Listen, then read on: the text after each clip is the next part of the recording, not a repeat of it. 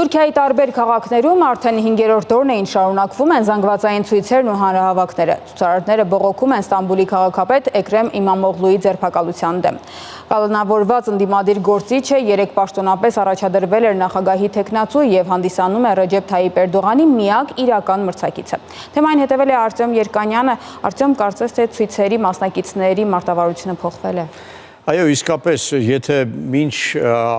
երեք ցուցարարները պահանջում էին միայն Էքրեմ Իմամօղլուի ազատ արձակումը, ապա երեք հնչեցրեցին նաև նախագահի հրաժարականի պահանջը։ Բացի այդ նկատվում է, որ ցուցարարները արդեն պատրաստ են ուժային գործողությունների անցնել։ Մասնավորապես երեք փորձ էին ձեռնարկել շրջափակելու Գալաթի կամուրջը եւ նաեւ երեք տեղեկություններ էին տարածվել լրատվամիջոցներում,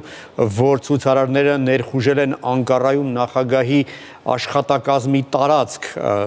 պալատի տարածք, թեև այս տեղեկությունները ավելի ուշ հերքվեցին, համենայն դեպս որքան հասկանում եմ նման փորձ իսկապես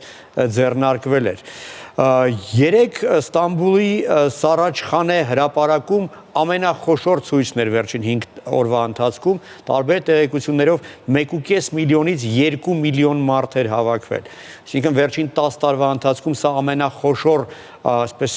հանրային ակցիան է։ Եվ այն այդպիսի ցույցեր տեղի ունենում ոչ միայն Ստամբուլում, Անկարայում, այլ խոշոր քաղաքներում, այլ Թուրքիայի տարածքով 81 նահանգներից 55-ում մեծ ցույցեր են տեղի ունեցել։ Իրավապահները այդ ցույցերը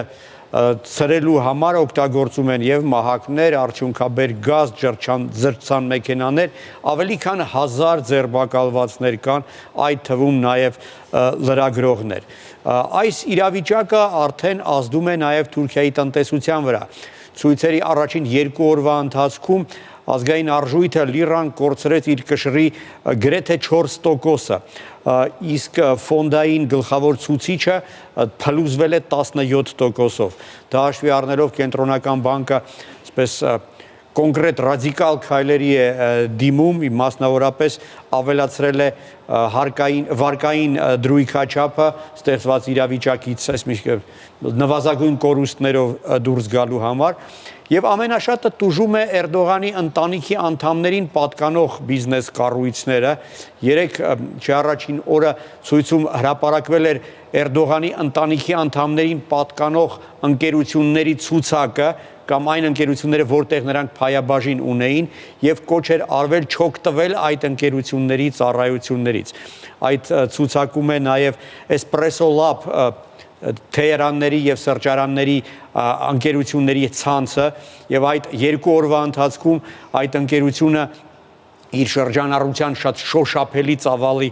կորուստ է արձանագրել եւ եթե այդպես շարունակվի արդեն մինուսով կսկսի աշխատել։ Արտյոմ, արդյոք կգրանցեն Իմամօղլուին։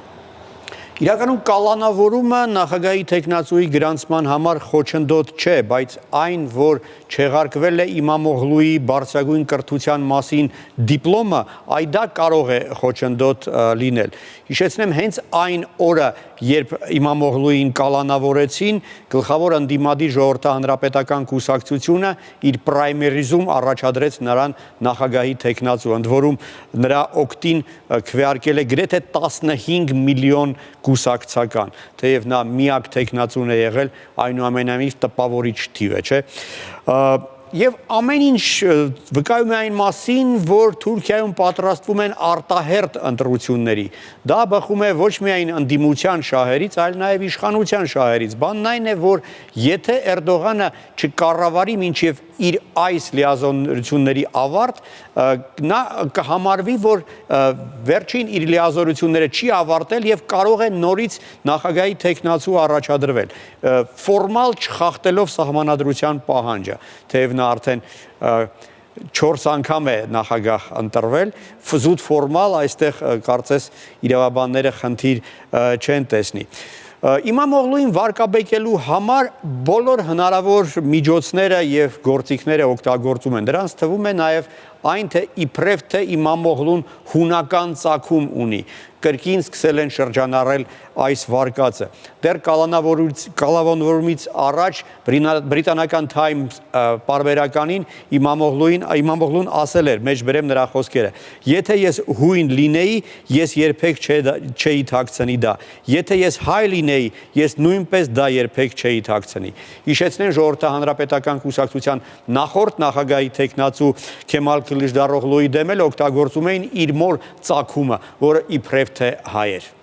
Արտյոմ, այս ամենը ինչպես են գնահատում գերտերությունների մայրաքաղաքներում։ Դե Ֆրանսիայում, Գերմանիայում խստորեն դատապարտել են եւ հայտարարել են, որ այն ինչ տեղի է ունենում անհամատեղելի է Թուրքիայի եվրոինտեգրացիայի հետ։ Եվրահանձնաժողովը նույնպես հայտարարությամբ է հանդես եկել, բայց շատ